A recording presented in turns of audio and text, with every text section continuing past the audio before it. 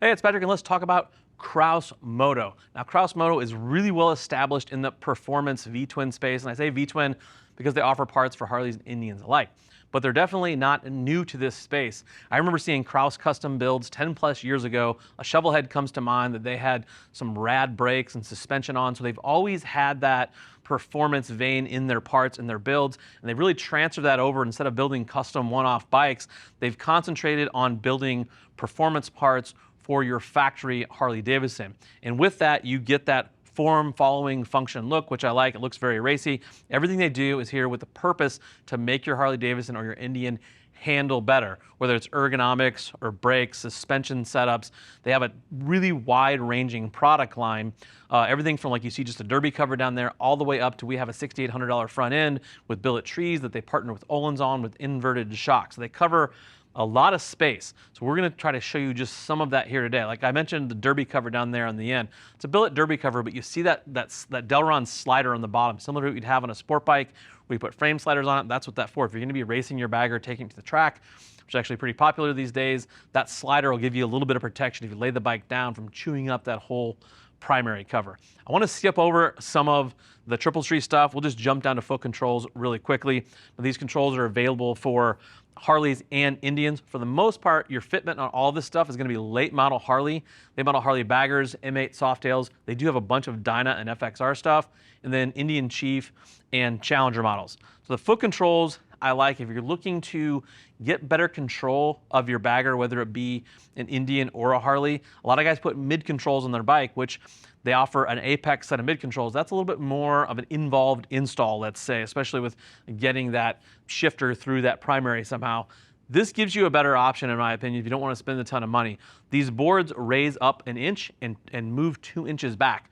You can still reach your stock controls, but your feet are moved back more underneath of you and give you that mid-control feel. Same thing with their mini boards, what they have available for Milwaukee 8 Softails, about an inch of adjustment in those. So a great way to move those feet back underneath you, get a little bit better control of your bike without having to do the whole mid-control kit.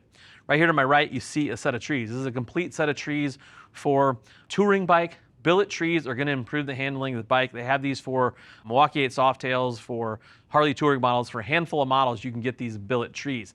And those cast trees, if you start pushing a bike through a corner that's really, really heavy, like a Harley or specifically a bagger, you're going to get flex in there. And I don't care what kind of suspension you have those trees holding to, you're going to be compromising with that flex. So if you really want to give your Harley better handling, this is a great place to start, is stiffening up those trees with a billet set of trees.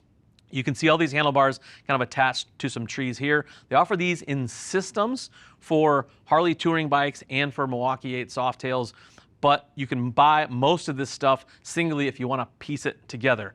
On the far left here, we have the Street Glide setup here, not on a tree. So if you just want to do this hand control setup, the plate down there, which is available separately, bolts to your top clamp and allows you to run those T-bar setups and moves those bars back into position so it clears that Batwing setup. We'll get more into the details of the riser in a second. Let's keep talking about what they have available for different models. Right here, this is aimed at the Lowrider ST, the Milwaukee 8 that's become so popular. Top clamp here, again, nice billet triple clamp. You have the riser setup, but the real trick thing here is the gauge pod. So if you're running that ST and you have that little kind of rectangular gauge, this relocates it here, so it gives you some options with handlebars. Kind of frees up that gauge and also makes it really, really adjustable. You can slide it up and down on the risers and you can tilt it to get it where you want. Similar setup here with the Road Glide. I actually like the Road Glide one the best. You can get those gauge pods up because when you run those T-bars, you got to move those gauges on the Road Glides.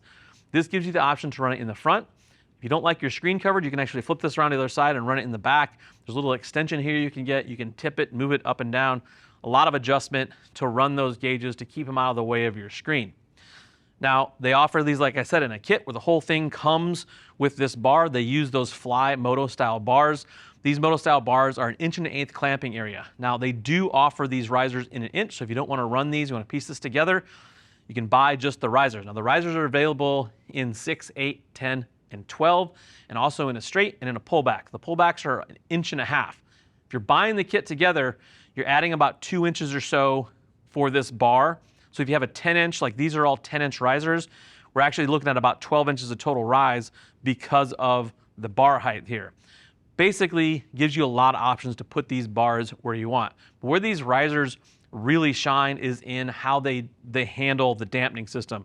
So instead of using your typical riser bushing down here at the bottom, they give you a solid bushing. What that does is stiffen things up, because the farther away you get on these, no matter how much you crank down on those riser bushings, you're still gonna get a lot of flex. So we go solid here. Well, you say, what about vibration? Well, they've actually built in the bushings up into the top of the risers. They moved everything up so you get that stability of that solid bushing down here and the dampening of the bushing being moved up. Really trick stuff. Everything here is obviously anodized black. We don't do chrome here with the Kraus Motor stuff, but you can get it in machine finished. So if you're looking for more of a silver finish, most of it is offered in a machine finish as well if you want that shinier look. Overall, like I said, just really high-end stuff here. This is all premium products, so you're gonna pay premium prices for this, but you're kind of getting the best of the best when it comes to Kraus Motor. If you're looking for more information on any of this, go ahead and click that info tab on your desktop or mobile device. That'll take you to the product detail page where you can read other riders' reviews and more specs about anything Kraus Motor related. If you're still looking for more information, feel free to reach out to our customer service team. They would love to talk to you about what works best for you, your motorcycle, and your budget. I am Patrick. Thank you for watching. Now go work on those motorcycles.